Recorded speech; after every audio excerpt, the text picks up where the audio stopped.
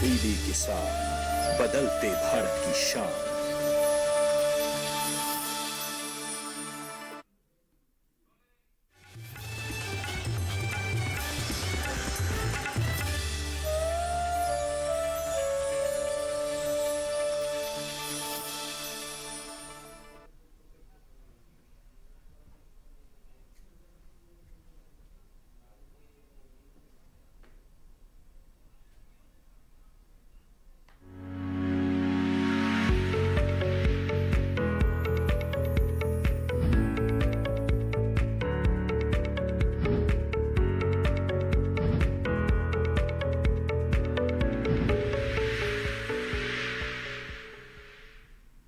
नमस्कार, स्वागत है आप सभी का हमारे लाइव फोन इन कार्यक्रम हेलो किसान में। मैं हूं आपके साथ अदिति शर्मा।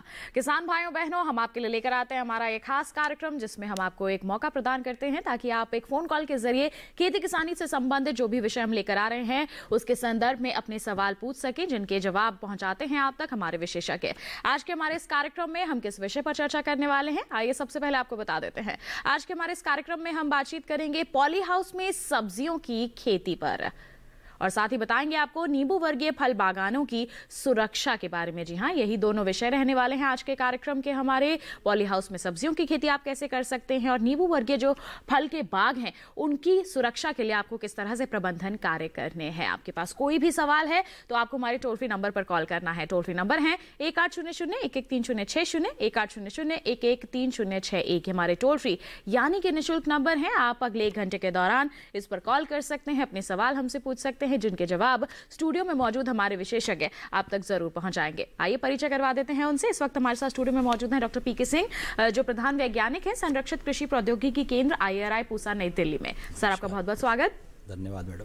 साथ ही साथ मौजूद है डॉक्टर RM शर्मा, जो प्रधान वैज्ञानिक है फल विज्ञान संभाग IRI पूसा नई दिल्ली में। सर, आपका भी बहुत बहुत स्वागत है। धन्यवाद। तो बिल्कुल किसान भाइयों बहनों, जानकारी दे दी है हमने आपको कि किन विषयों पर आज हमारे कार्यक्रम में हम चर्चा करने वाले हैं। आपको टोल फ्री नंबर भी बता दिए हैं और कार्यक्रम के दौरान भी समय समय पर वो टीवी स्क्रीन पर फ्लैश किए जाएंगे, तो उसके जरिए भी आप नोट कर सकते हैं और अपने फोन से उन नंबर्स पर डायल करके जैसे ही आपका कॉल कनेक्ट होगा हम आपके सवाल सुनेंगे, उनके जवाब हमारे विशेषज्ञ आप तक जरूर पहुंचाएंगे। इसी के साथ आइए बढ़ते हैं आगे, हमारी चर्चा की यहाँ पर शुरुआत कर लेते हैं। पॉली हाउस में सब्जियों की खेती हमारा विषय है, इस पर सबसे पहले हम जानकारी ले लेते हैं। तो डॉक्टर सिंह, क्या कहेंगे, पॉली हाउस में जब हम सब्जियों की खेती की बात करते हैं तो हमारे किसान इस दिशा में क्यों बढ़े, किस तरह का लाभ मिलता है उन्हें? देखिए, पॉली हाउस की जो सब्जियों की खेती है वो जो सामान्य खेती से बिल्कुल अलग तरह की खेती है। और जब हम, चूँकि इसमें लागत भी काफ़ी आती है, लेकिन हमें उत्पादन और उसका जो उत्पाद की गुणवत्ता होती है वो बहुत ज़्यादा अच्छी मिलती है खुले खेत की अपेक्षा। और हम इसमें जो ऑफ सीजन सब्जियां हैं उनकी भी खेती कर सकते हैं, जो भी हमारी संरक्षित संरचनाएं हैं उनका हम प्रयोग करके। तो इसलिए हमारे जो किसान भाई हैं, जो जागरूक किसान हैं, उन लोगों को इस तरह की जो प्रौद्योगिकी है, उस तकनीक है, उसको अपनाना चाहिए।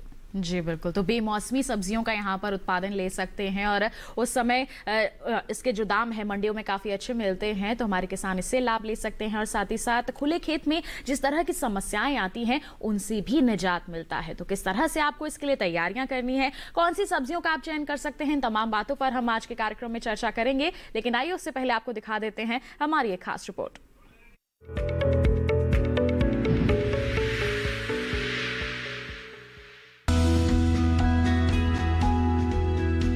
पॉली हाउस में सब्जियों की खेती का चलन बढ़ा है। किसानों के लिए पॉली हाउस में सब्जियों की खेती फायदेमंद भी रहती है, क्योंकि पॉली हाउस में किसान बेमौसमी सब्जी लगाकर अधिक लाभ कमा सकते हैं। पॉली हाउस में खेती करने के लिए पहले वातावरण को अनुकूल बनाया जाता है और उसके बाद सब्जी की फसल उगाई जाती है। पॉली हाउस में सब्जियों की खेती करके किसान खुले में खेती के दौरान सामने आने वाली चुनौतियों से निजात पा सकते हैं। पॉली हाउस में खेती के कई सारे फायदे हैं, जैसे पॉली हाउस में खेती करने से फसलों की पैदावार बढ़ने के साथ साथ संसाधनों जैसे मिट्टी, पानी, पोषक तत्व, फसल उत्पाद और वातावरण की गुणवत्ता भी बढ़ती है, जो खेती के लिए बहुत जरूरी है। पॉली हाउस का उपयोग नर्सरी तैयार करने के लिए भी किया जाता है। इसमें बेमौसम फूल गोभी, बंद गोभी, भिंडी, खीरा, टमाटर और परवल आदि सब्जियों की खेती की जा सकती है। पॉली हाउस बनाने में किसानों को खर्च अधिक पड़ जाता है, लेकिन बेमौसमी सब्जी उत्पाद होने से कीमत 3 से 4 गुना अधिक मिलती है। पॉली हाउस में खेती का सबसे बड़ा फायदा ये है कि इसके जरिए किसान विपरीत परिस्थितियों में या बेमौसम में भी खेती करके गुणवत्ता वाली फसल ले सकते हैं। जिन किसानों के पास कम जमीन है वे भी पॉली हाउस में खेती कर सकते हैं। 1000 वर्ग मीटर जगह में भी पॉली हाउस बनाया जा सकता है और इसमें सभी तरह की सब्जियां लगाई जा सकती हैं। संरक्षित खेती करने से पहले मिट्टी और पानी की जांच जरूर कराएं और पॉली हाउस में खेती करने के लिए प्रशिक्षण भी जरूर लें।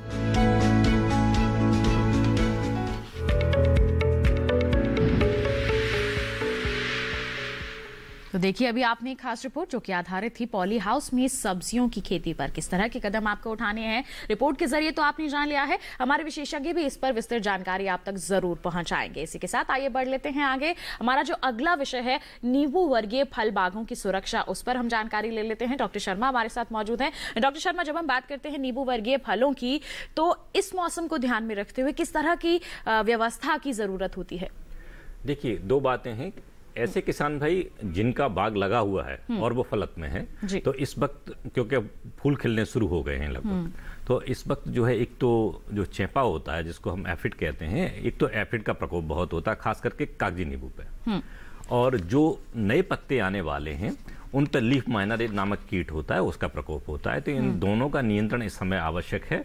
दूसरा, ऐसे किसान भाई जो नया बाग लगाना चाहते हैं, अगर उनके पास सिंचाई की पर्याप्त सुविधा है तो ये सही समय है कि वो इस वक्त नींबू वर्गीय फलों के बाग लगा सकते हैं, जिसमें लेमन, कागजी नींबू, मौसम्बी, मीठी नारंगी जिसको हम कहते हैं, ग्रेप फ्रूट है, तो बहुत सारे टेंजरिन्स जो लोग लगाना चाहते हैं, तो ये सही समय है, या वो किन्नो लगाना चाहते हैं तो ये सही समय है कि वो अपने नए बाग इस वक्त लगा सकते हैं। जी, तो जिनके बाग पहले से ही हैं उन्हें तो रोगों और कीटों से अपनी फसल को बचाने की जरूरत है, इसके लिए प्रबंधन कार्य करने हैं। और जो लोग इच्छुक हैं कि वो नींबू वर्गीय फलों के बाग लगाएं, बिल्कुल सही समय चल रहा है, आप तैयारियां कर सकते हैं। किस तरह की तैयारियां करनी है जानेंगे हमारे विशेषज्ञ से इसके बारे में, लेकिन उससे पहले आइए आपको दिखा देते हैं एक खास रिपोर्ट।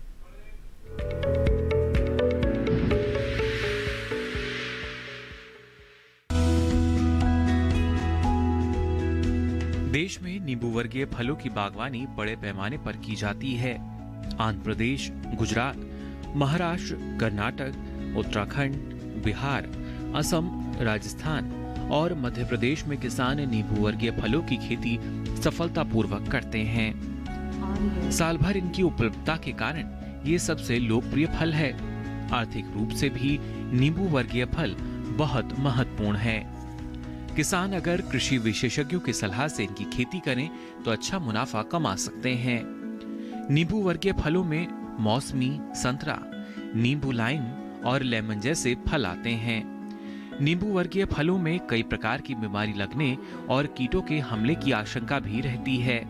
ऐसे में फसल को इनसे बचाने के उपाय किसानों को करने चाहिए।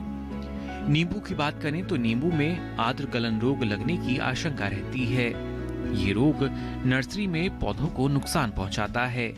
इस रोग के नियंत्रण के लिए उचित कवकनाशियों से भूमि का उपचार करना चाहिए। नींबू में चूर्निल आसिता रोग लगने की आशंका भी रहती है।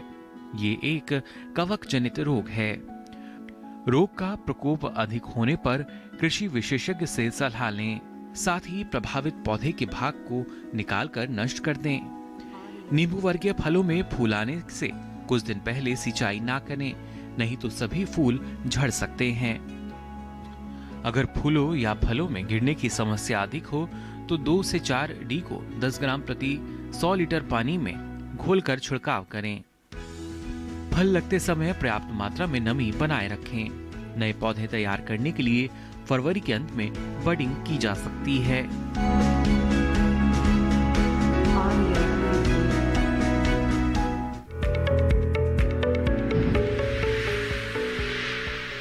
तो तो देखिए अभी आपने एक और खास रिपोर्ट जो कि आधारित थी नींबू वर्गीय फलों की बागों के बारे में। जी हाँ, किस तरह से आप इसमें प्रबंधन कार्य कर सकते हैं इसके बारे में अभी आपने रिपोर्ट के जरिए तो जान लिया है। विशेषज्ञ से भी विस्तृत जानकारी हम जरूर हासिल करेंगे, लेकिन इससे पहले आइए रुक कर लेते हैं यहाँ पर डॉक्टर सिंह का। डॉक्टर सिंह, आपने कहा कि काफी लाभकारी साबित हो सकता है अगर हमारे किसान पॉली हाउस में सब्जियों की खेती करते हैं, तो कौन कौन सी सब्जियां हैं जिनका चयन कर सकते हैं, क्योंकि इसके बारे में जानकारी होना भी बहुत जरूरी है। देखिए, मुख्य रूप से जो पॉली हाउस में सब्जियों की खेती की जाती है उनमें से टमाटर, शिमला मिर्च और जो बिना बीज वाला खीरा, जैसे पार्थेनोकार्पिक गैनोसिस हाइब्रिड्स होते हैं, तो बिना बीज जो बीज वाले खीरे हैं या जिन्हें बीज रहित खीरा, कुछ लोग उन्हें यूरोपियन कुकुम्बर भी कहते हैं, तो उसकी खेती मुख्य रूप से की जाती है। इसके अलावा कुछ अभी हम जो विदेशी कंपनियों से आ रही हैं बैंगन की प्रजातियां हैं, उनको भी आप उगा सकते हैं, या कुछ हमारी पूसा सारदा एक प्रजाति है खरबूजे की जो स्पेशलिटी मेलन के अंतर्गत आती है, तो उसको भी आप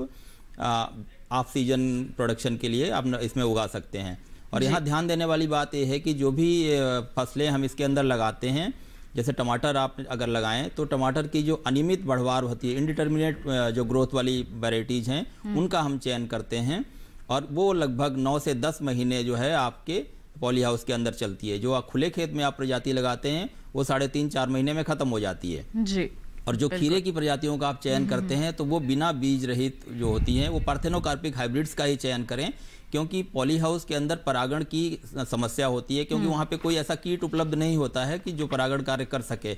इसलिए अधिकतर या तो स्वपरागित फसलें हैं उनको लगाते हैं, या वो ऐसी फसलें जिनमें की परागण की आवश्यकता नहीं होती है उनको लगाते हैं। लेकिन आप दूसरी, जैसे मैंने बताया आपको कि स्पेशलिटी मेलन पूसा सारदा का भी प्रयोग कर सकते हैं, लेकिन उसके लिए आपको हाथ से परागण का कार्य करना होगा।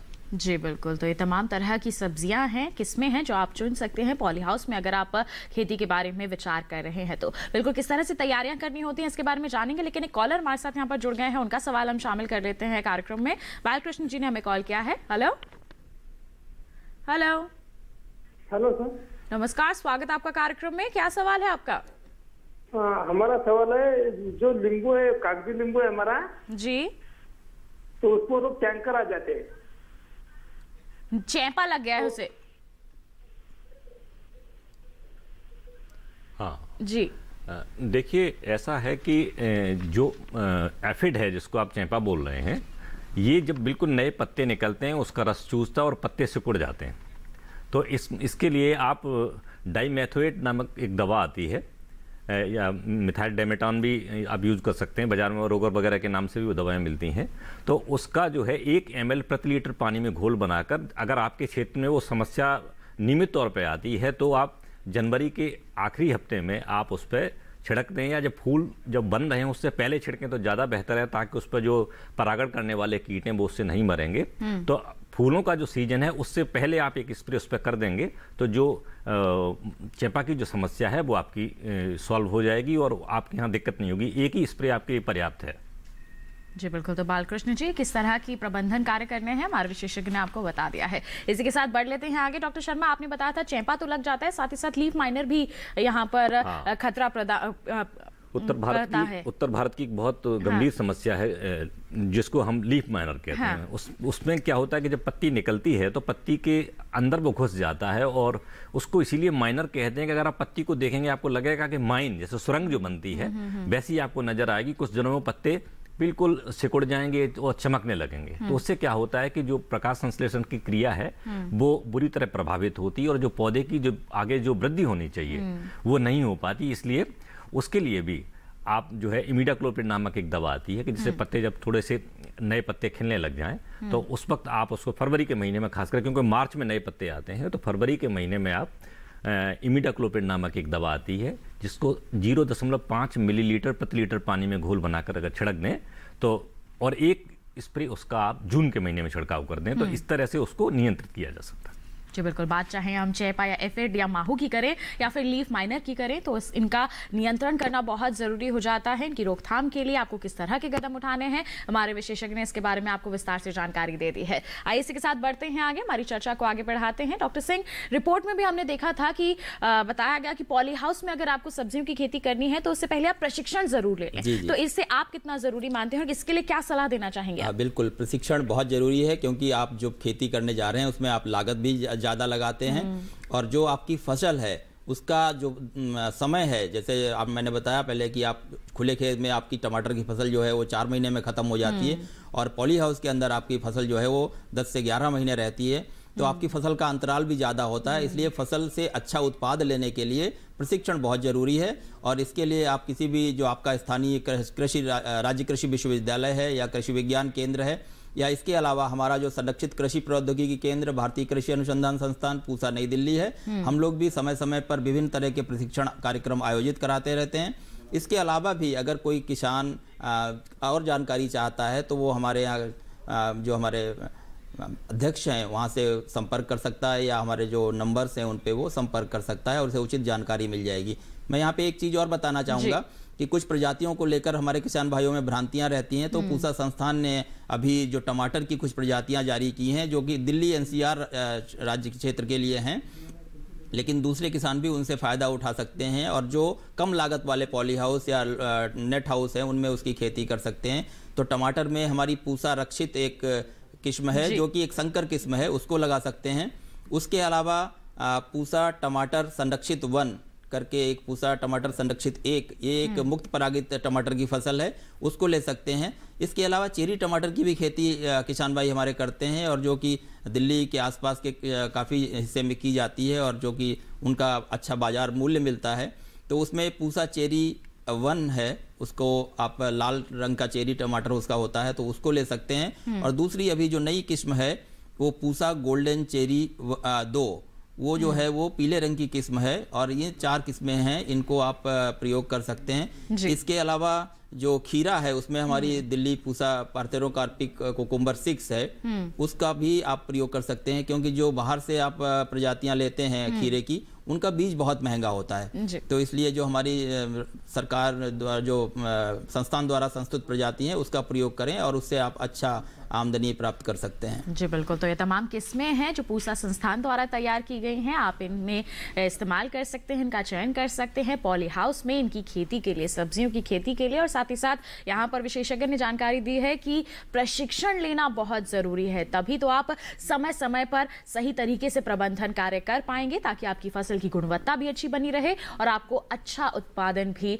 हासिल होता रहे। बिल्कुल ऐसी ही महत्वपूर्ण जानकारियां लगातार आप तक पहुंचाते रहेंगे, लेकिन अभी रुकेंगे एक छोटे से ब्रेक के लिए। कहीं मत जाइए, देखते रहिए हमारा लाइव फोन इन कार्यक्रम हेलो किसान और बने रहिए दूरदर्शन किसान पर।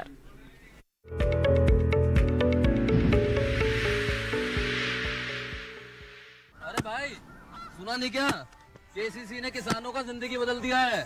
देश के छोटे किसान 1,60,000 रुपये तक का कर्ज बिना किसी गारंटी को ले पाएंगे। ब्याज खोरों से भी पीछा छुटा। मैं तो जैविक खेती का पूरा सामान मंगा लिया, केसीसी का भी कोई दबाव नहीं है। ब्याज चुकाने के लिए पूरा 1 साल मिलता है। समय पर भुगतान करने पर केवल 4% के सालाना ब्याज पे लोन मिल गया मुझे। अपना आधार कार्ड, लेटेस्ट फोटो और जमीन के कागजात लेके अप्लाई करो बस। और नामांकन भरने के लिए जेब भी ढीली नहीं करनी पड़ी।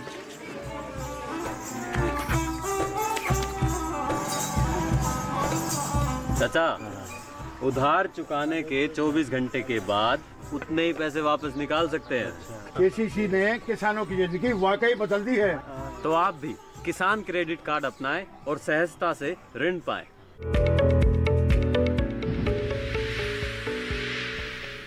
ब्रेक के बाद आप सभी का फिर से स्वागत हमारे लाइव फोन इन कार्यक्रम हेलो किसान में। आज हम चर्चा कर रहे हैं पॉली हाउस में सब्जियों की खेती और नींबू वर्गीय फल बागों की सुरक्षा पर। आपके पास कोई भी सवाल है तो जल्दी से अपना फोन उठाइए और आप हमारे टोल फ्री नंबर पर कॉल कर सकते हैं।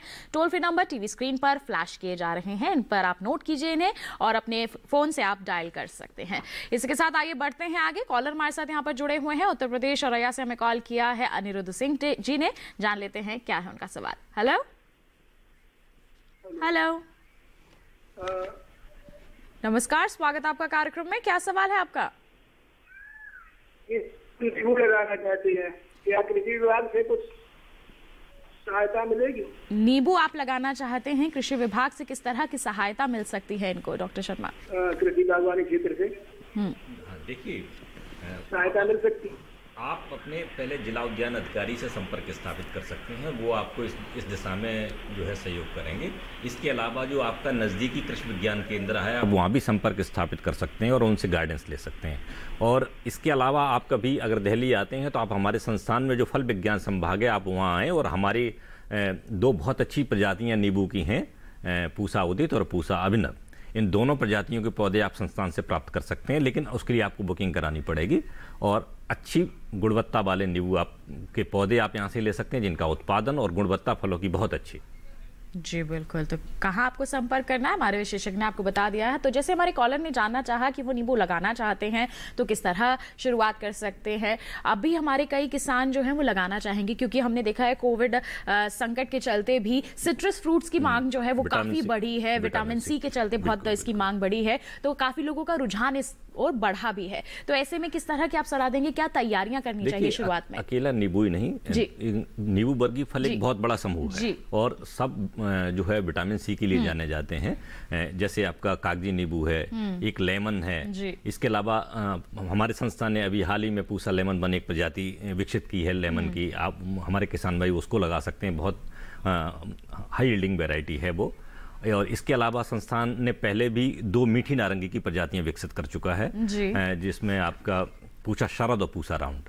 इन प्रजातियों की सबसे खास बात यह है कि हमें ऐसे नींबू वर्गीय फलों की आवश्यकता है जो गर्मी में पके, क्योंकि उनका जो उपयोग है वो हमारा जो कंज्यूमर है उपभोक्ता वो गर्मी के टाइम में करता है। तो जैसे लेमन और लाइम की बात हम कर रहे थे, हमारी जो दोनों मीठी नारंगी की प्रजातियां वो अक्टूबर के महीने में पकती हैं, जिस वक्त जूस की बहुत डिमांड रहती है। तो इस तरह के फल लगा के और एक ऐसी विविधता ला सकते हैं कि हमारे नींबू वर्गीय फलों में एक ये खास विशेषता ये कि अगर आप एक श्रेणीवार इसको लगाते हैं तो 8 से 9 महीने तक किसान भाइयों को आय मिल सकती है कि पहले नींबू है, लेमन है, लाइम है, मीठी नारंगी है, चकोतरा है और इसके अलावा बहुत सारी नई टेंजरेंस भी आ गई हैं। तो 8 से 9 महीने तक हमारे किसान भाई इन फलों को लगा के लगातार आय कमा सकते हैं।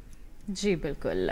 तो हमारे किसान भाई हम कह सकते हैं कि फलों का चयन करके लगातार साल भर हम कह सकते हैं कि अच्छी आमदनी अर्जित कर सकते हैं। तैयारियां क्या करनी है जानेंगे, लेकिन अभी यहाँ पर रुक कर लेते हैं डॉक्टर सिंह का। डॉक्टर सिंह, आपसे जानना चाहेंगे कि पॉली हाउस अगर हमारे किसान लगाना चाहते हैं तो इसके लिए सरकार की तरफ से किसी तरह की सहायता मुहैया कराई जाती है? जी हाँ, बिल्कुल। जो भी किसान भाई हमारे पॉली हाउस लगाना चाहते हैं तो केंद्र सरकार की तरफ से 50% अनुदान दिया जाता है और विभिन्न राज्य सरकारें अपने अपने स्तर पर उसमें 10% से लेके और 25% तक अनुदान वो अलग अलग राज्य सरकारें देती हैं। तो उसके लिए जो भी किसान भाई हैं उनका जो संबंधित जिला उद्यान अधिकारी हैं उनसे वो संपर्क करें और वहाँ से वो अपनी फाइल मूव कर सकते हैं और उस अनुदान को प्राप्त कर सकते हैं। जी बिल्कुल। तो देखिए, सरकार भी यहाँ पर आपकी मदद के लिए बिल्कुल तैयार है। आपको आर्थिक रूप से यहाँ पर मदद मुहैया कराई जाएगी अगर आप पॉली हाउस की दिशा में बढ़ना चाहते हैं। तो आपको जिला उद्यान अधिकारी जो हैं उनका यहाँ पर रुख करना होगा। किस तरह से उसके बाद आपको कदम उठाने जानेंगे। एक कॉलर हमारे साथ जुड़ गए हैं, उनका सवाल हम शामिल कर लेते हैं। हेलो। हाँ हेलो, नमस्कार, स्वागत है आपका कार्यक्रम में। क्या सवाल है आपका फिरोज जी? हाँ नमस्ते मैम जी, अपना सवाल पूछिए। हाँ, मेरा 1 एकड़ का प्लाट है, मेरे सिंचाई का व्यवस्था है, उसमें मैं नींबू का नर्सरी लगाना चाहता हूँ, उसके बारे में थोड़ा जानकारी चाहिए था। जी, नींबू लगाना चाहते हैं आप? जी क्या कहेंगे डॉक्टर? देखिए, नींबू 2 तरह का होता है, जैसे मैंने अभी बताया भी आपको। एक तो लेमन है जो साइज में थोड़ा बड़ा होता है, छिलका थोड़ा सा मोटा होता है और जो अचार में भी बहुत प्रयोग में लाया जाता है। एक कागजी नींबू होता है जो बिल्कुल पतले छिलके वाला होता है। तो इन दोनों ही नींबू की प्रजातियां हमारे संस्थान ने विकसित कर ली हैं। जैसा कि हमने अभी आपको बताया भी था कि अगर आप कागजी नींबू लगाना चाहते हैं, पतले छिलके वाला जो साइज में छोटा होता है, और उसकी पूसा उदित और पूसा अभिनव दोनों प्रजातियां बहुत अच्छी हैं जो हमारे संस्थान से विकसित हुई हैं और जो उत्तर भारत के लिए बहुत अच्छे हैं जी। इसके अलावा अगर आप किसी दूसरे क्षेत्र से, पश्चिमी क्षेत्र से हैं आप, तो महाराष्ट्र वगैरह से, तो उनकी अपनी प्रजातियां वहाँ की हैं। बात कर रहे थे। हाँ, छत्तीसगढ़ से आप बात कर रहे हैं, तो आप महाराष्ट्र की प्रजातियां वहाँ लगा सकते हैं। परमालनी, विक्रम, साई, सरबती, बहुत सारी प्रजातियां नींबू की उस क्षेत्र के लिए भी हैं। तो इसके अलावा लेमन की 2 प्रजातियां हमारी, एक कागजी कला जो हमारी पुरानी प्रजाति है, और हाल ही में पूसा लेमन वन एक लेमन की प्रजाति विकसित की गई है। तो इनके पौधे आप लगा सकते हैं। और लेमन की खास बात यह है कि अगर आप उसको अकेले ब्लॉक में लगाते हैं, क्योंकि दूसरा नींबू वर्गीय फल नहीं लगाते तो उसके फल बीज रहित हो जाते हैं। तो उसमें किसान भाइयों को फायदा भी होता है, क्योंकि उसमें बीज नहीं बनते फिर। तो इनका जो लगाने का समय है वो या तो आप, अगर आपके पास पर्याप्त सिंचाई का साधन है तो आप फरवरी और मार्च में भी लगा सकते हैं, अन्यथा जुलाई अगस्त का जो महीना होता है वो सर्वोत्तम होता है, क्योंकि उस वक्त प्राकृतिक तौर पर बारिश होती रहती है, पर्याप्त नमी रहती है जमीन में भी और वातावरण में भी, तो उसमें पौधे कम मरते हैं। क्योंकि फरवरी मार्च में सिर्फ वही किसान पौधे लगाएं जिनके पास सिंचाई का उचित साधन है और जो हर दूसरे या तीसरे दिन सिंचाई उसमें कर सकते हैं, क्योंकि तापमान अधिक होने की वजह से कई बार पौधों की मृत्यु दर बढ़ जाती है। तो ये इनका तरीका है जी। तो ऐसे में बाग की तैयारी किस प्रकार करें हमारे किसान? हाँ, देखिए, बागवानी मैं कई बार यहाँ आता हूँ और कहता हूँ कि बागवानी एक लंबे समय तक चलने वाला व्यवसाय होता है। तो अगर आप शुरुआती कोई गलती कर देते हैं तो फिर उसको बाद में दूर करना मुश्किल हो जाता है। तो इसलिए जैसे अगर आपको जुलाई के महीने में बाग लगाना है तो आपकी जो आपका गृह कार्य, होमवर्क जो आपका है वो जून में ख़त्म हो जाना चाहिए। कहाँ लगाना है, किस तरह से हम गड्ढा खोदें फल के ऊपर, जैसे 1 metre by 1 metre by 1 metre का हम गड्ढा खोदें, कम से कम 15 दिन उस गड्ढे को धूप लगने दें। उस मिट्टी में अगर कोई दीमक है या कोई दूसरा कीट है तो उसके लिए हम मिट्टी को उपचारित करें। उसके बाद कम से कम 50 से 60 किलोग्राम अच्छी सड़ी हुई गोबर की खाद मिट्टी में मिला के गड्ढे को भर दें। और ये कार्य जो है हमारा वो जून के अंत तक पूरा हो जाना चाहिए जी। और आपके लिए जैसे ही पहली फुहार पड़ती है बरसात की, और आप जो है उस वक्त पौधे को लगाएं। इससे भी आवश्यक बात ये है कि इस सारे होमवर्क करने से पहले आपका जो पौधा है वो हमें कहाँ से खरीदना है, ये बहुत आवश्यक है। क्योंकि अगर गलत जगह से आप पौधा खरीद लेते हैं तो आपको 3, 4, 5 साल के बाद ये पता चलेगा कि हमने क्या किया, गलत किया कि सही किया। इसलिए हमेशा किसी जो प्रमाणित नर्सरी है, चाहे वो प्राइवेट हो या सरकारी हो, अगर, क्योंकि आजकल भारत सरकार जो है नर्सरी का एक्रेडिशन कर रही है, तो पुरानी जो प्राइवेट नर्सरीज हैं उनका भी एक्रेडिशन कर रही है। तो अगर वो प्रमाणित नर्सरी है आप वहाँ से पौधे लें या किसी भी विश्वसनीय स्थान से आप पौधा खरीदें, ताकि आपका पौधा बिल्कुल जिनून हो और उसकी गुणवत्ता, पौधे की जो प्रजाति संस्तुति आपके क्षेत्र के लिए की गई है वो हो, ताकि आप अच्छी गुणवत्ता वाले फल अपनी जलवायु में पैदा कर सकें। जी, तो इस तरह से आपको बाग की यहाँ पर तैयारी करना बहुत ज़रूरी है। जैसे हमारे विशेषज्ञ ने बताया, जुलाई में लगाना है तो जून तक आपको पूरी तैयारियां यहाँ पर करके रखनी है, ताकि जैसे ही पहली फुहार पड़े आप सीधा अपने बाग में जाकर के पौध की रोपाई यहाँ पर करते। बिल्कुल, इसके साथ ही हम बढ़ लेते हैं आगे, डॉक्टर सिंह का यहाँ पर रुख कर लेते हैं। डॉक्टर सिंह, आपने बताया कि सरकार की तरफ से भी यहाँ पर मदद मुहैया कराई जाती है, चाहे केंद्र सरकार की बात कर लें चाहे राज्य सरकार की बात कर लें। मदद मिल गई, उसके बाद किस तरह की तैयारियां करनी है, मतलब संरचना कैसी होनी चाहिए और किस तरह से वो तैयार करें पॉली हाउस को? देखिए, जब आपको अगर आर्थिक मदद मिल गई है तो संरचना बनाने के लिए वो स्पेसिफिकेशंस भारत सरकार द्वारा फिक्स किए गए हैं। तो जो भी आपको जब आपके उस आर्थिक सहायता मिलने के बाद तो राज्य सरकार उन्हीं कंपनियों को बनाने के लिए संस्तुति देगी कि जो उन जो स्पेसिफिकेशंस हैं उनको वो फॉलो करते हैं। तो आपकी संरचना उस तरह से बन जाएगी। लेकिन मेरा यहाँ पे ये कहना है कि आप उससे पहले जिस जगह पे आप बनाना चाहते हैं उसकी मिट्टी और पानी की जांच अवश्य करा लें जी। और उसके साथ साथ वहाँ पे एक बार सूत्रकृमि की जांच भी करा लें, क्योंकि बहुत सारे पॉली हाउस में ये बाद में आता है कि साहब वहाँ पे सूत्रकृमि की समस्या है और उससे फिर निजात पाना काफ़ी मुश्किल हो जाता है किसानों के लिए। तो शुरुआत में ही जब आप पॉली हाउस बनाने जा रहे हैं तो उसी दौरान मिट्टी पानी के साथ साथ सूत्रकृमि की जो है उसकी भी जांच करा लें कि कहीं उसका प्रकोप तो उस मिट्टी में नहीं है। जी बिल्कुल, तो आपको संरचना जब बनानी है उससे पहले आप जगह जो भी आप चुन रहे हैं उस पे मिट्टी पानी के साथ साथ सूत्रकृमि की जांच यहाँ पर ज़रूर करवा लें, अन्यथा आगे चलकर ये बड़ी समस्या बनकर उजागर हो सकती है आपके लिए। बिल्कुल, बढ़ते हैं आगे, कॉलर हमारे साथ जुड़े हुए हैं, जान लेते हैं क्या है उनका सवाल। Hello hello. हाँ नमस्कार सुनील जी, स्वागत है आपका कार्यक्रम में, क्या सवाल है आपका? मैम, नींबू का जो ये बता रहे हैं सर, ये कहाँ से लेना पड़ेगा हमको? पूसा वगैरह जो बता रहे हैं सर, दिल्ली के अलावा कहाँ से मिल सकता है? जी, जो पौधे हैं कहाँ से ले सकते हैं? उत्तर प्रदेश के अंबेडकर नगर से बात कर रहे हैं ये। देखिए, हर डिस्ट्रिक्ट में, हर जिले में भारत सरकार ने एक कृषि विज्ञान केंद्र स्थापित कर दिया है, जो वहाँ की जो लोकल ज़रूरतें हैं, स्थानीय लोगों की जो ज़रूरतें हैं उनकी पूर्ति के लिए। तो सबसे पहले आप उनके पास जाएं, क्योंकि उनके पास भी अपनी नर्सरी होती हैं। इसके अलावा जो सरदार वल्लभ भाई पटेल कृषि विश्वविद्यालय है जो मेरठ क्षेत्र में, आप उनसे भी संपर्क कर सकते हैं। और कभी अगर आप दिल्ली आपका आना हो तो आप हमारे यहाँ एक फार्म भरा जाता है, आप आके उस फार्म को भर के दे सकते हैं, ताकि आने वाले जुलाई के समय में आपको पौधे मिल जाएंगे। तो पहले आप अपने कृषि विज्ञान केंद्र से संपर्क स्थापित करें, अगर उनके पास पौधे उपलब्ध हैं तो आप वहाँ से लें, अगर नहीं है तो आप पूसा संस्थान से ले सकते हैं। जी बिल्कुल, तो आपको कहाँ संपर्क करना है हमारे विशेषज्ञ ने बता दिया है। इसी के साथ बढ़ लेते हैं आगे। डॉक्टर सिंह, आपसे जानना चाहेंगे कि किस तरह की हम कह सकते हैं प्रबंधन कार्य करने चाहिए कि हमारे जो किसान हैं वो सफलतापूर्वक पॉली हाउस में उत्पादन अच्छा ले सकें। जी जी, सबसे पहला होता है कि जब आप किसी भी फसल को लगाने की तैयारी करते हैं तो आपने एक तो बीज का चुनाव कर लिया कि आपको कौन सी किस्म लगानी है, उसके बाद आप उसकी पौध तैयार करते हैं। तो पौध जो है बहुत ही अच्छी तरीके से आपको तैयार करनी चाहिए, क्योंकि जो एक स्वस्थ पौध होती है वही एक अच्छे स्वस्थ पौधे को जन्म देती है और वो पौधा जो है आगे चलकर आपको अच्छी उपज देता है। तो इस जो पौध की आप तैयार करते हैं उनको भी आप संरक्षित दशाओं में तैयार करें और वो रोग मुक्त हो, विषाणु मुक्त हो, और वो स्वस्थ पौध जो है उसके लिए आपको पौध को जो है वो जालीदार संरचना के अंदर ही तैयार करना चाहिए। और जैसे आप हमारे यहाँ कभी आते हैं या अभी जो हमारा आगामी कृषि विज्ञान मेला होने वाला है 25 से 27 फरवरी को, आप उसके दौरान भी हमारे यहाँ आ सकते हैं। तो हम जो नर्सरी बनाते हैं उस नर्सरी को हम मृदा रहित माध्यम में तैयार करते हैं। तो एक तो जो भी मृदा जनित बीमारियां हैं उनसे वो मुक्त हो जाती है, दूसरा कोई जालीदार संरचना के अंदर होती है तो जो विषाणु संवाहक हैं उनसे वो बची रहती है और स्वस्थ पौध होती है। एक तो इस चीज़ का ध्यान रखें। दूसरे जो किसान भाई जिनकी अभी फसल चल रही है, क्योंकि टमाटर की और शिमला मिर्च की फसल इस समय पॉली हाउस के अंदर है, और खीरे की फसल कुछ किसान भाइयों ने लगा दी होगी और कुछ किसान भाई इस समय लगा रहे होंगे, तो उसके लिए भी आप प्रजातियों का चयन करें।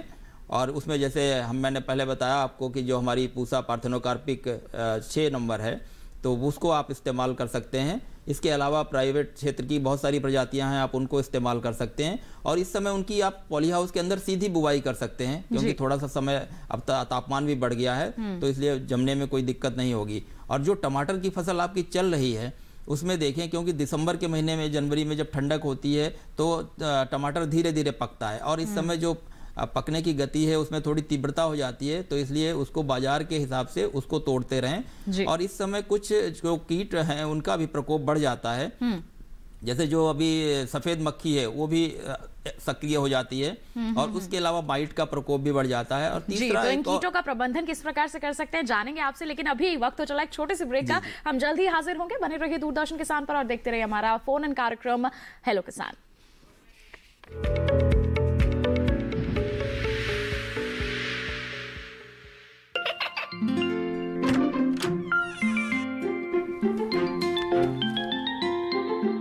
ये क्या हो रहा है? काशवी, इतने कम मार्क्स? काशू बेटा पढ़ा करो, पढ़ोगी नहीं तो आगे कैसे बढ़ोगी? मम्मा मैं भी तो आपसे यही कहना चाहती हूँ, पढ़ा करो। आप पढ़ोगे नहीं तो आगे कैसे बढ़ोगे? मतलब? वो देखो, सिर्फ बैक पर छपा ऑर्गेनिक नहीं, ऑर्गेनिक का निशान पहचानिए। पीजीएस ऑर्गेनिक का ये लोगो उन किसानों की पहचान है जो आज भी परंपरागत विधि से रसायन मुक्त खेती कर आपके लिए शुद्ध फसल उपजा रहे हैं। अब समझे मम्मा, अगर मैं प्योर ऑर्गेनिक फूड नहीं खाऊंगी तो अच्छे मार्क्स कहाँ से लाऊंगी? अच्छा बच्चों, जैविक खेती की इस मुहिम को आगे बढ़ाइए, शुद्ध ऑर्गेनिक अपनाइए।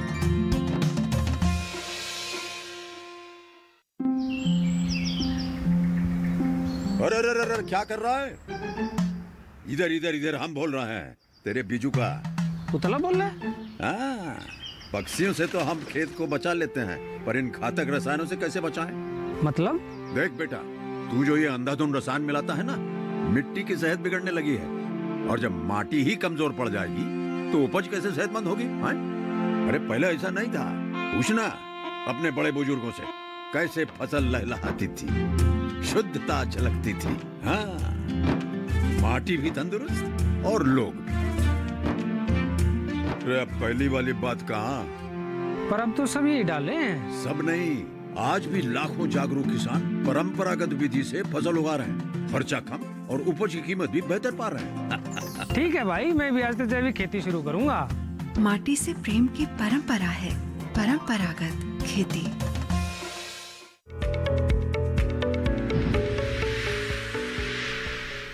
ब्रेक के बाद आप सभी का फिर से स्वागत हमारे लाइव फोन इन कार्यक्रम हेलो किसान में। आज हम चर्चा कर रहे हैं पॉली हाउस में सब्जियों की खेती और नींबू वर्गीय फल बागों की सुरक्षा के बारे में। कोई सवाल है आपके मन में तो जल्दी से अपना फोन उठाइए और आप हमारे टोल फ्री नंबर पर कॉल कर सकते हैं। इसी के साथ हम बढ़ते हैं आगे। ब्रेक पर जाने से पहले डॉक्टर सिंह हमको जानकारी दे रहे थे कि पॉली हाउस में जो टमाटर लगे हुए हैं उसमें किसी तरह की कीटों का अगर प्रकोप हो जाता है तो किस तरह से हमें नियंत्रण करना है, बताएं डॉक्टर सिंह। तो मैंने जैसे बताया कि इस समय जो वाइट फ्लाई होती है, सफ़ेद मक्खी, वो भी सक्रिय हो जाती है। माइट का प्रकोप भी गर्मी के साथ साथ बढ़ता जाता है। इसके अलावा एक और कीट, जैसे उसके गुण तो जिसको हम पिन वर्म कहते हैं या टूटा कहते हैं, तो ये अभी पहले तो दक्षिण भारत में सक्रिय रहता था, लेकिन अभी उत्तर भारत में भी काफ़ी सक्रिय हो गया है। और आप फल में देखें तो फल के ऊपर ऐसे लगता है जैसे किसी ने पिन चुभो दी हो, तो इसलिए इसे पिन वर्म कहते हैं। और इसकी जो लक्षण होते हैं वो लीफ माइनर से मिलते जुलते होते हैं और पत्ती के ऊपर लाइन जैसी बन जाती है और वो टनल सी बनाता है, टनल के अंदर ही वो टूटा रहता है। तो इसलिए उसका नियंत्रण बहुत ज़रूरी है और वो बहुत ज़्यादा नुकसान हमारे फलों को पहुंचाता है। तो उसके लिए आप इंडॉक्सीकार्ब है एक दवाई, और जिसको कि 0.5% के दर से प्रति लीटर आप इस्तेमाल कर सकते हैं, या इमिडाक्लोरोपिड है जिसको 0.3 मतलब 1 ml दवाई 3 लीटर पानी में घोल के आप उसको भी छिड़काव कर सकते हैं। इसके अलावा जो सफ़ेद मक्खी और उसकी बात थी, तो उसके लिए आप पीली ट्रैप लगा सकते हैं जिनसे आप मॉनिटर कर सकते हैं कि आपके पॉली हाउस के अंदर सफ़ेद मक्खी है या नहीं है, या दूसरे जो रस चूसने वाले कीड़े हैं या नहीं हैं। तो इसके लिए भी आप एक जो नीम सीड कर्नल ऑयल होता है या नीम का तेल, उसको लगभग 5 मिलीलीटर प्रति लीटर पानी में मिलाकर आप स्प्रे कर सकते हैं और उससे आप अपनी फसल को सुरक्षित रख सकते हैं। जी, तो इस तरह से आप अपनी फसलों की सुरक्षा बरकरार बनाए रख सकते हैं। इसी के साथ बढ़ लेते हैं आगे। कॉलर हमारे साथ जुड़े हुए हैं बिहार से, जान लेते हैं क्या है उनका सवाल। हेलो हेलो मधुरेंद्र जी, आपको हमारी आवाज मिल रही है? हेलो हेलो, हाँ आपकी आवाज मिल रही है जी। नमस्कार, स्वागत है आपका कार्यक्रम में। क्या सवाल है आपका? हमारा सवाल है कि पॉली हाउस कैसे मिलेगा, कहाँ से मिलेगा? जी, पॉली हाउस किस तरह से ये ले सकते हैं, मतलब शुरुआत करें इसकी। आप अपने जो जिले के जिला उद्यान अधिकारी हैं, आप उनसे संपर्क कर सकते हैं। आपको आर्थिक सहायता जो सरकार द्वारा दी जा रही है वो वहाँ से प्राप्त हो सकती है, या आप अपने निजी खर्चे पर भी आप इसको बना सकते हैं। और इसके लिए जो भी निकटतम कृषि विज्ञान केंद्र हैं, विश्वविद्यालय हैं, वहां संपर्क कर सकते हैं। वहां पर आपको इसके बारे में जानकारी दी जाएगी, प्रशिक्षण दिया जाएगा कि किस तरह से आपको ये तैयारियां करनी है और आगे चलकर इसमें खेती भी करनी है। आइए बढ़ लेते हैं आगे। डॉक्टर शर्मा का यहाँ पर रुक करना चाहेंगे। डॉक्टर शर्मा, शुरुआत में आपने कहा था कि जिन किसानों के फलों के बाग लगे हुए हैं उसमें फूल आने की अवस्था है, तो ऐसे में किस तरह की सावधानियां बरते? कीट और बीमारी के बारे में तो आपने बताया, और भी कोई प्रकोप होता है? बहुत आवश्यक है कि जैसा आपने अपनी रिपोर्ट में भी शुरुआत में बताया कि जब फूल खिलने वाले हों तो उस वक्त पानी न दें। जी। एक तो ये बहुत आवश्यक बात है कि उस वक्त, क्योंकि इसमें जो है स्ट्रेस फ्लावरिंग है, जब तक थोड़ा स्ट्रेस नहीं पड़ता तब तक उतनी अच्छी फ्लावरिंग नहीं आती। तो पानी अभी रोक दें, और तब तक पानी नहीं देना है जब तक उसमें फल छोटा छोटा सेट न हो जाए। जी, ठीक है, क्योंकि जो पानी देने की प्रक्रिया होती है वो हम दिसंबर में जब हम गोबर की खाद डालते हैं उस वक्त हमें कर देनी चाहिए। उसके बाद हम पानी को रोक देते हैं। और ये सबसे आवश्यक बात यही है कि इस वक्त जो है आप सिंचाई कतई न करें, और जो खरपतवार नियंत्रण है उस पर विशेष ध्यान दें कि पौधे के आसपास कोई खरपतवार ना हो, और कोई भी कीटनाशक, क्योंकि जब फूल खिलने शुरू हो जाते हैं उस वक्त आप न दें, ताकि इससे क्या होगा कि जो फल लगने में जो कीट हमारी सहायता करते हैं वो मर सकते हैं। तो ये 2-3 बातें हैं जो बहुत आवश्यक हैं, जिनका आप ध्यान रखें। और अगर आपको कहीं दिख रहा है कि कोई शाखा मर गई है या कहीं कोई बीमारी आ गई, तो उसको आप उसी वक्त काट के उसमें से निकाल दें। तो इन सब बातों का आप ध्यान रखें, और इस बात को भी ध्यान में रख के चलें कि वहाँ पे अगर कोई कीट आ रहा है तो हम कौन सा पेस्टिसाइड ऐसा छिड़कें। पहले बात तो हमें देना नहीं, लेकिन फिर भी अगर आप देख रहे हैं कि कोई ऐसा वृक्ष है जिस पे फल नहीं लगे हैं और फिर भी कोई कीट आ रहा है, वो दूसरे पौधों को भी प्रभावित कर सकता है, तो उस पर उचित जो दवाई है उसका छिड़काव करें ताकि उस कीट का जो प्रभाव है वो दूसरे पौधों पे न पड़े। जी बिल्कुल, तो इस तरह से आप प्रबंधन कार्य कर सकते हैं और इन तमाम बातों को आपको ज़रूर ध्यान में रखना है। आपकी जो फल है वो काफ़ी अच्छी पैदावार आपको उनकी मिलेगी। बढ़ते हैं आगे, कॉलर हमारे साथ जुड़ गए हैं मध्य प्रदेश के देवास से, हमें कॉल किया है नीरज जी ने, जान लेते हैं क्या है उनका सवाल। हेलो। हाँ जी नमस्कार। नमस्कार, स्वागत आपका कार्यक्रम में, क्या सवाल है आपका? जी मैं देवास जिले से बोल रहा हूँ, मेरा नाम नीरज है जी। मैं ये जानना चाह रहा था, जैसे दिसंबर जनवरी के महीने में जैसे हमें पौध तैयार करने में काफी समस्या आती है, तो उस समय हम किस तरीके से पौध तैयार करें? जी किस तरीके से पौध तैयार करें और उसके लिए हमें ट्रेनिंग भी जैसे थोड़ी बहुत मिल जाए। तो नीरज जी, आप दिसंबर के महीने में अगर चाहें आप खीरा या टमाटर की पौध तैयार करना चाहते हैं, तो उसके लिए आप जब टमाटर या उसका बीज ट्रेज में, प्लग ट्रेज में बो देते हैं, तो उनको आपको किसी गर्म जगह पर रखना होगा। अगर कोई ऐसी गर्म जगह है, नहीं तो किसी कमरे के अंदर आप जो हॉट एयर ब्लोअर होता है, आप ब्लोअर को चला दें और तापमान लगभग आप 25 डिग्री के आसपास रहेगा तो बढ़िया से जमाव होता है। और उसके बाद जब जमाव एक बार हो जाए तो आप ट्रेज को बाहर निकाल सकते हैं और जो भी आपकी जाली वाली संरचना है उसके अंदर आप उसे रख सकते हैं। इसके प्रशिक्षण के लिए आप जो निकटवर्ती आपका देवास जिले का कृषि विज्ञान केंद्र है, आप उनसे संपर्क स्थापित कर सकते हैं, या जब कभी आपको दिल्ली आना हो तो आप हमारे केंद्र से भी संपर्क कर सकते हैं। जी बिल्कुल, तो नीरज जी आपको किस तरह से पौध तैयार करनी है और प्रशिक्षण के लिए कहाँ संपर्क करना है, अभी आपको जानकारी इसके बारे में मिल गई है। बढ़ते हैं आगे और डॉक्टर सिंह आपसे ही जानना चाहेंगे कि पौध के बारे में इन्होंने बता दिया, हम आपसे जानना चाहेंगे जब हमारे किसान पौधों की रोपाई कर देते हैं पॉली हाउस में, उसके बाद किस तरह के प्रबंधन कार्य करने चाहिए? सिंचाई कब करें? खरपतवार क्या उसमें प्रभावित डालती हैं हमारी उसकी बढ़वार पर? बिल्कुल, आपने सही सवाल इस समय उठाया कि जो मौसम में तापमान बढ़ रहा है और सिंचाई की जो है वो फ्रीक्वेंसी ज़्यादा हो गई है। पहले क्या होता है कि जब सर्दियों के टाइम में हम हफ्ते में एक बार लगभग सिंचाई करते हैं, लेकिन जब अब गर्मियों के मौसम में हमें लगभग हर तीसरे दिन पानी देना पड़ता है। और जब आप नया पौधा लगाते हैं तो 2-3 ट्रेनिंग के सिस्टम होते हैं। जैसे अगर आपने खीरा लगाया हुआ है तो आप उसे सिंगल स्टेम पे लेके चलते हैं, सीधे तने को आप जो है उसे ट्रेल करते हैं और धागे के सहारे उसे ऊपर चढ़ाते हैं। जब आप टमाटर लगाते हैं उसमें 2 सिस्टम होते हैं, आप या तो सिंगल स्टेम को एक ही तने को ऊपर लेके चलें या फिर आप उसके साथ 2 तने को लेके चलें। 2 तने में फ़ायदा ये होता है कि आपकी जो पौधों की संख्या है वो कम हो जाती है, लेकिन उत्पादन पे कोई प्रतिकूल प्रभाव नहीं पड़ता है। ऐसा ही शिमला मिर्च में होता है, आप उसमें 2 या 3 टहनियों को एक साथ लेके ऊपर चलते हैं। रोपण की बात है तो जैसे जो टमाटर है उसको हम लगभग 50 सेंटीमीटर पर पौधे से पौधे की दूरी रखते हैं, और जो खीरा और शिमला मिर्च है उसको हम प्रति 30 सेंटीमीटर पे पौधे से पौधे की दूरी रखते हैं, और जो लाइन से लाइन की दूरी होती है वो करीब 60 सेंटीमीटर के आसपास होती है, क्योंकि बेड जो होता है आपका वो लगभग 120 सेंटीमीटर का होता है और उस पर हम डबल रो बनाते हैं। तो इस तरह से आप रोपण कर सकते हैं। और ट्रेनिंग प्रूनिंग का बहुत ही महत्व होता है, क्योंकि आप जब भी देखते हैं जब आप ट्रेनिंग करते हैं तो साइड में ब्रांच निकलती रहती हैं, तो उन्हें हमें समय समय पर हटाना होता है, क्योंकि जो ऊर्जा उस ब्रांचेज में जा रही है वो ऊर्जा पौधे के जो फलन होगा उसमें इस्तेमाल होगी, तो आपका जो उत्पाद है और उत्पाद की गुणवत्ता है वो दोनों बेहतर होंगे। जी बिल्कुल, इसी के साथ आइए बढ़ लेते हैं आगे। महाराष्ट्र से कॉलर हमारे साथ जुड़ गए हैं, उनका सवाल शामिल कर लेते हैं कार्यक्रम में। हेलो। हेलो, नमस्कार, स्वागत आपका कार्यक्रम में। श्रीरंग जी, क्या सवाल है आपका? हाँ मैडम, जो हमने नींबू लगाया है 10 साल हो गए जी, तो धूपकाले में जो बोले तो फरवरी मार्च अप्रैल में फल वर्गीय कम लगते फल। जी, फल जो है वो कम लगते हैं, ये समस्या है। कम लगते हैं। कौन सा फल आपने लगाया? नींबू। अच्छा, नींबू। देखिए, एक बहुत स्वाभाविक बात है जिसको आप खुद भी महसूस करें जब अपने बाग में जाएं, कि जो नींबू है इसमें दिसंबर और जनवरी में जो फूल खिलते हैं उन पे फल लगते हैं। जैसे ही तापमान बढ़ने लगता है तो उन फलों से मादा खत्म हो जाती है। तो ऐसे फूल जो फरवरी में खिलना शुरू होते हैं, फरवरी मार्च में जो फूल खिलेंगे उनमें जो है फूलों से उनमें मादा विलुप्त हो जाती है, इसलिए आपको लगता है कि फूल तो बहुत खिल रहे हैं लेकिन उसमें फल नहीं लग रहे। तो ये समस्या ये सब जगह है, जो कागजी नींबू में खास करके ये समस्या आती है कि फरवरी में जैसे तापमान बढ़ना शुरू होगा तो फरवरी में जो फूल खिलेंगे उन पर सेटिंग नहीं होती, उन पर फल नहीं लगते। क्यों? क्योंकि उसमें वो फल जो होते हैं वो सिर्फ नर फूल होते हैं, इसलिए उन पर फल नहीं लगता। लेकिन उसके बाद जो भी फूल खिलेंगे आपके जुलाई अगस्त के आसपास या दिसंबर जनवरी में, उन पे जरूर फल लगते हैं।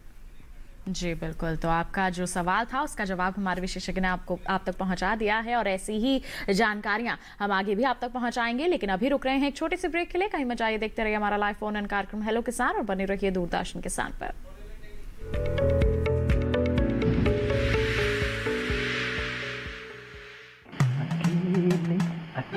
अरे वाह भैया, अकेले अकेले।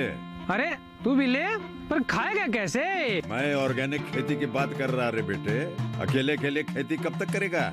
मतलब गांव में 20-25 किसानों का समूह बना के पंजीकरण करवा ले, फिर सरकारी ट्रेनिंग भी मिलेगी और मुफ्त जैविक बीज खाद भी। फिर पीजीएस ऑर्गेनिक की सरकारी मोहर के साथ तेरी उपज आकर्षक पैक में पहुंचेगी बड़े बाजार तक। अच्छा?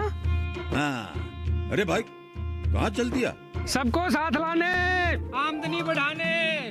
तो किसान भाई समझ गए ना, साथ मिलकर ऑर्गेनिक खेती कीजिए, अपनी परंपरा को आगे बढ़ाइए, ज्यादा मुनाफा कमाइए। माटी से प्रेम की परंपरा है परंपरागत खेती।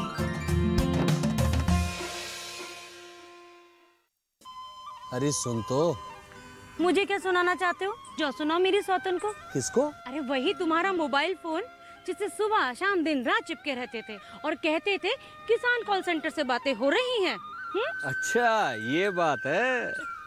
हाँ क्यों, क्या हुआ? अब बात नहीं होती क्या? अब तो झट से बात हो जाती है। ऐसा क्या? हाँ, अब तो ज्यादा लाइनें और खास तकनीक के कारण खेती के माहिरों से तुरंत बात हो जाती है। और अगर कभी लाइन व्यस्त हो तो अपनी समस्या फोन पर रिकॉर्ड करा दो, वहाँ से फोन आ जाता है और समस्या की हल का मैसेज भी आ जाता है। ये देखो आ गया।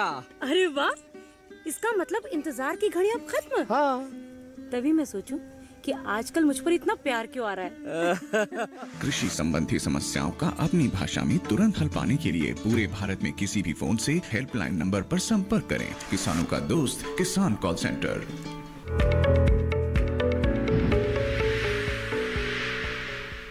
ब्रेक के बाद स्वागत आप सभी का फिर से हमारे लाइव फोन इन कार्यक्रम हेलो किसान में। आज हम चर्चा कर रहे हैं यहाँ पर पॉली हाउस में सब्जियों की खेती और साथ ही साथ नींबू वर्गीय फल बागों की सुरक्षा के बारे में। आपके पास कोई भी सवाल है तो जल्दी से अपना फोन उठाइए क्योंकि अब समय काफी कम रह गया है। इसी के साथ हम बढ़ लेते हैं आगे। बता दें कॉलर हमारे साथ यहाँ पर जुड़े हुए हैं, जान लेते हैं क्या है उनका सवाल। Hello hello hello Deepak ji नमस्कार, स्वागत है आपका कार्यक्रम में। क्या सवाल है आपका? पॉली हाउस लगाना था 1 एकड़ में। 1 एकड़ में आप पॉली हाउस लगाना चाहते हैं?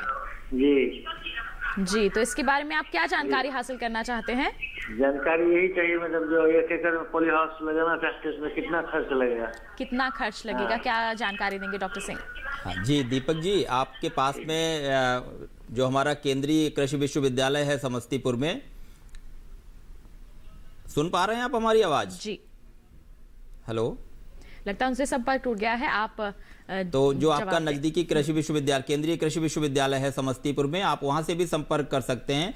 लेकिन लगभग जो खर्च आता है वो 1000 स्क्वायर मीटर पे लगभग 11 लाख रुपए के आसपास आता है। तो प्रति एकड़ लगभग 44 लाख रुपए के आसपास जो है वो इस पे खर्च आएगा। और उस पे जो 50% अनुदान है वो भारत सरकार की तरफ से होगा और जो आपकी राज्य सरकार देगी वो आपको अलग से अनुदान होगा। तो इस तरह से आपका जो खर्च का विवरण है। और जो आप विस्तृत और जानकारी चाहते हैं तो अपने जिला उद्यान अधिकारी से जो राज्य की योजनाएं हैं उनसे वो आपको अवगत करा देंगे। जी बिल्कुल, तो इस तरह से आप संपर्क कर सकते हैं जिला उद्यान अधिकारी से और वहां से आपको पूर्ण जानकारी मिल सकती है कि कितना खर्च, आपको कितना अनुदान सरकार की तरफ से मुहैया यहाँ पर करवाया जा सकता है। बढ़ते हैं आगे। डॉक्टर सिंह, आपसे जानना चाहेंगे कि पॉली हाउस में क्या खरपतवारों का भी प्रकोप रहता है और साथ ही साथ कीट और रोगों के नियंत्रण के लिए किस तरह के कदम उठाने की जरूरत है? जी मैडम, बिल्कुल। जो अब आप शुरुआती दौर में जब, क्योंकि हम उसमें ऑर्गेनिक खाद भी डालते हैं, वर्मी कंपोस्ट भी डालते हैं, तो जब आप रोपण करते हैं और जब पानी सिंचाई करते हैं तो सिंचाई के बाद उसमें भी खरपतवार आ जाते हैं, तो इसलिए उनको तो हम हाथ से ही निकालते हैं और 1 या 2 बार की जो खरपतवार निकालने से ही उनका नियंत्रण हो जाता है। जैसे हमने पहले बात की कि जो भी कीट आते हैं उनका तो हम जिक्र कर ही चुके हैं। इसके अलावा जैसे आपने बात की कि उसमें और क्या, तो खीरे की जो अभी फसल लगेगी तो विशेष रूप से उसमें भी इसी तरह यही कीट आते हैं, क्योंकि या तो जो सफ़ेद मक्खी होती है उसका प्रकोप होता है या माइट का प्रकोप होता है, और टमाटर में जो हमारा है वो लीफ माइनर या टूटा का प्रकोप होता है। लेकिन जो खीरे की फसल है उसमें हम विशेष रूप से सफ़ेद मक्खी और माइट का प्रकोप होता है। तो सफ़ेद मक्खी के लिए आप कोई भी पहले तो देख लें कि उसमें सफ़ेद मक्खी का प्रकोप हो रहा है या नहीं, तो उसके लिए आप पीले रंग की जो ट्रैप सीड्स होती हैं उनको आप लगा सकते हैं और उनमें वो मक्खी चिपक जाएगी, तो उससे आपको पता चल जाएगा कि आपके पॉली हाउस के अंदर सफ़ेद मक्खी का प्रकोप हो गया है, क्योंकि ये आपके पौधों को विषाणु से संक्रमित कर देगी और वो पौधे खराब हो जाएंगे, उनसे आपको फल नहीं मिलेगा। तो इसलिए जब भी एहतियात ये बरतें हैं कि जब भी पॉली हाउस का गेट आप जाते हैं तो वो खुला ना छोड़ें, और कहीं ऐसी जगह से आते हैं तो पहले अपने कपड़ों को झाड़ के तब उसके अंदर प्रवेश करें। और अगर उसके अंदर सफ़ेद मक्खी आ चुकी है तो जो इमिडाक्लोरोपिड दवाई है उसको 1 लीटर में 3 लीटर पानी में 1 ml दवाई का इस्तेमाल जो है उसका छिड़काव करें, तो उससे उसको आप नियंत्रित कर सकते हैं। जी, तो इस तरह से आप अपनी फसलों की सुरक्षा कर सकते हैं पॉली हाउस में। आपको कुछ सावधानियां यहाँ पर जरूर बरतनी होंगी। बढ़ लेते हैं आगे। कॉलर हमारे साथ यहाँ पर जुड़े हुए हैं, जान लेते हैं क्या है उनका सवाल। हेलो हेलो हेलो, नमस्कार अनी जी, स्वागत है आपका कार्यक्रम में। क्या सवाल है आपका? हमारे पॉली हाउस में किस प्रजाति का नींबू पौधा लगाया जा सकता है जो बढ़िया हो? जी, उत्तर प्रदेश अम्बेडकर नगर से बात कर रहे हैं। नींबू की प्रजाति कौन सी सही रहेगी? आप जो प्रजातियां हमारे संस्थान ने विकसित की हैं वो आपके क्षेत्र के लिए उनकी संस्तुति की जा चुकी है। तो आप पूसा उदित और पूसा अभिनव, अगर आप कागजी नींबू में जाना चाहते हैं तो 2 प्रजातियां आपके लिए हैं, और अगर आप लेमन लगाना चाहते हैं तो उसमें पूसा लेमन 1 और कागजी कला, ये दोनों ही प्रजातियां बहुत अच्छी हैं, क्योंकि दिल्ली की जलवायु से आपकी जलवायु बहुत ज़्यादा भिन्न नहीं है। तो जो ये दोनों ही प्रजातियां बहुत अच्छी हैं जिनको आप लगा सकते हैं अपने क्षेत्र में। जी, तो ये प्रजातियां हैं जिनका चयन आप अपने क्षेत्र में कर सकते हैं और उनका अच्छा उत्पादन आप हासिल कर सकते हैं। इसी के साथ बढ़ लेते हैं आगे, और अब मैं जैविक खेती पर यहाँ पर जानकारी लेना चाहूँगी दोनों से ही। अगर हम फल बागों की बात करते हैं तो जैविक रूप से इनकी खेती की जा सकती है, उत्पादन लिया जा सकता है? देखिए, उसमें बहुत सारी बातें हैं। जैविक खेती एक बहुत बड़ा टर्म है। जैविक खेती का मतलब ये है कि कम से कम जिस खेत को आप जैविक उत्पाद हम तब कहेंगे जब कम से कम उसमें 3 से 4 साल तक कोई भी रासायनिक खाद उसमें न डाली गई हो। और इसके अलावा हमारे पास ऐसी प्रजातियां होनी चाहिए जो रोग और कीटों के लिए प्रतिरोधी हों, क्योंकि हमें उसमें डालने की जरूरत ही ना पड़े। जी, तो और हमारे पास जो है ऑर्गेनिक पदार्थ की मात्रा पर्याप्त होनी चाहिए। तो इन सब चीज़ों का ध्यान अगर हम रखते हैं, और अगर हम उसमें कोई कीट लग रहा है, कोई बीमारी लग रही, तो हम उसमें उसी तरह की दवाइयाँ प्रयोग करें जो प्लांट एक्सट्रैक्ट हैं या नीम ऑयल है या ऐसे बहुत सारी जैविक उत्पाद हैं, हाँ, जो जैविक उत्पाद हैं जो पौधे से एक्सट्रैक्ट करके जो चीज़ें निकाली जाती हैं, हम उनका उपयोग करें, तब संभव है कि हम जैविक उत्पाद बना सकते हैं। जी, फलों का जैविक उत्पादन हम यहाँ पर हासिल कर सकते हैं अगर ये तमाम हमारे पास विकल्प हैं तो। बिल्कुल। डॉक्टर सिंह, आपकी राय इस पर जानना चाहेंगे। इसकी जैसा डॉक्टर साहब ने बताया कि कुछ समस्याएं तो हैं, लेकिन पॉली हाउस में भी उसका हम लोग कर सकते हैं। अगर जैसे हम पंचगव्य का इस्तेमाल करते हैं या जो जैविक कीटनाशक हैं उनका हम इस्तेमाल करें, या जो हमारी प्रबंधन की चीज़ें हैं अगर हम उनमें सुधार करें और बेहतर ढंग से हम उनका इस्तेमाल करें, तो हम कीटनाशकों का जो या रसायनों का उपयोग है वो हम कम से कम कर सकते हैं। और एक तरह से उस तरह का उत्पाद हम उसको पूर्ण रूप से तो जैविक नहीं कहेंगे, लेकिन उनमें जो रसायन हैं उनका कम से कम इस्तेमाल करके हम उसका उत्पादन, अच्छा उत्पादन ले सकते हैं, जिसको हम जेडुसियस यूज भी कहते हैं। जब जरूरत है जी तभी देना है, ऐसे तभी इस्तेमाल करना है, बिल्कुल ब्लाइंडली नहीं कि हमारे किसान भाई बहुत बड़ी गलती यही करते हैं कि उनको इतना ज्ञान नहीं कि पता चला कीड़ा लगा था और उन्हें पता चला कि फफूंद की दवाई डाल दी जी। क्योंकि कोई लोकल अगर वो, तो जब भी कोई प्लांट प्रोटेक्शन का केमिकल वो यूज करें, कोई रसायन यूज करें, तो किसी एक्सपर्ट से राय जरूर ले लें कि क्या ये दवा सही है, उसकी एक्सपायरी डेट ठीक है कि नहीं है, जो बीमारी लगी है उसी की दवाई है कि नहीं है। जी, तो वैज्ञानिकों की सलाह यहाँ पर समय समय पर लेना बहुत जरूरी हो जाता है। अन्यथा अगर अपने हिसाब से या फिर किसी का देखा देखी यहाँ पर किसी भी तरह का इस्तेमाल कर लेते हैं रसायन या फिर किसी भी तरह का उत्पाद हम कहें अपने बागों में या पॉली हाउस में, तो वो प्रतिकूल प्रभाव नहीं डालता है, यहाँ पर परेशानी हो जाती है, नुकसान हो जाता है हमारी फसल की बढ़वार में भी, और जो कंज्यूमर है जो खा रहा है उसको भी बहुत ज्यादा, उसके स्वास्थ्य पर भी अच्छा असर नहीं पड़ता है, बिल्कुल बुरा ही प्रभाव यहाँ पर पड़ता है। तो ये तमाम तरह की सावधानियां हैं जो हमें बरतनी है। चाहे हम बात कर ले पॉली हाउस की में सब्जियों की खेती की, तो देखिए बहुत तरह के लाभ हैं, लेकिन शुरुआत आपको करनी होगी। आपके लिए सरकार यहाँ पर तैयार है मदद के लिए, साथ ही साथ आप प्रशिक्षण जरूर ले लीजिए, उन्हीं फसलों का चयन कीजिए या फिर कहीं सब्जियों का और किस्मों का चयन कीजिए जो पॉली हाउस के लिए तैयार की गई हैं। तमाम तरह की आप तैयारियां करेंगे, प्रबंधन कार्य करेंगे, निश्चित तौर पर अच्छा उत्पादन हासिल करेंगे। बात करें हम नींबू वर्गीय फलों की, बागों की, तो सही समय है अभी भी। अगर आपके पास सिंचाई की व्यवस्था है तो आप लगा सकते हैं बाग, लेकिन अगर नहीं है तो आप जुलाई के समय में आप उसके बाग लगा सकते हैं। अपने क्षेत्र के लिए जो अनुमोदित किस्में हैं उन्हीं का आपको चयन करना होगा। सही तरह से प्रबंधन कार्य करेंगे तो कीटों का प्रकोप नहीं होगा, रोगों का नहीं होगा, और आप अच्छा उत्पादन हासिल करके अपनी आय को निश्चित तौर पर यहां पर बढ़ा पाएंगे। बिल्कुल, बहुत बहुत धन्यवाद देना चाहूंगी आप दोनों का, आपने इतनी महत्वपूर्ण जानकारियां हमारे दर्शकों के साथ साझा की हैं। बहुत बहुत धन्यवाद। धन्यवाद मैडम। तो बिल्कुल किसान भाइयों बहनों, आज के हमारे इस कार्यक्रम में तो आपने विस्तृत जानकारी हासिल कर ली पॉली हाउस में सब्जियों की खेती और नींबू वर्गीय फल बागों की सुरक्षा के बारे में। अब आप हमारे अगले कार्यक्रम में हम क्या विषय आपके लिए लेकर आने वाले हैं, आइए जानकारी दे देते हैं आपको। अगले हमारे कार्यक्रम का जो विषय है वो रहेगा पपीते की रोपाई एवं देखभाल। जी हाँ, इस पर हम विस्तृत चर्चा करेंगे कार्यक्रम में, और साथ ही साथ आपको बताएंगे कद्दू वर्गीय सब्जियों की अगेती खेती के बारे में। तो ये दोनों ही विषय रहेंगे हमारे अगले कार्यक्रम के। आपके पास कोई भी सवाल है तो आप हम तक पहले ही पहुंचा सकते हैं। ईमेल कीजिए हमें hellokisan2015@gmail.com हमारी ईमेल आईडी है। साथ ही आप फेसबुक के जरिए भी हमसे जुड़ सकते हैं। फेसबुक पर जाइए, हिंदी में टाइप कीजिए हेलो किसान, वहां पर हमारा पेज खुलेगा, उस पर आप अपने सवाल पोस्ट कर सकते हैं। एक और जरिया है डीडी किसान कॉल सेंटर नंबर 1800113060, इसका नंबर है जिस पर सोमवार से शनिवार सुबह 6 बजे से रात के 10 बजे तक आप कॉल करके अपने सवाल पहले ही रिकॉर्ड करवा सकते हैं, जिन्हें हम कार्यक्रम में जरूर शामिल करेंगे। तो बस किसान भाइयों बहनों, आज के लिए इतना ही। अगले कार्यक्रम में मुलाकात करेंगे आपसे नए विषय, नए विशेषज्ञों के साथ। तब तक के लिए हमें दीजिए इजाजत। बने रहिए दूरदर्शन किसान पर। नमस्कार।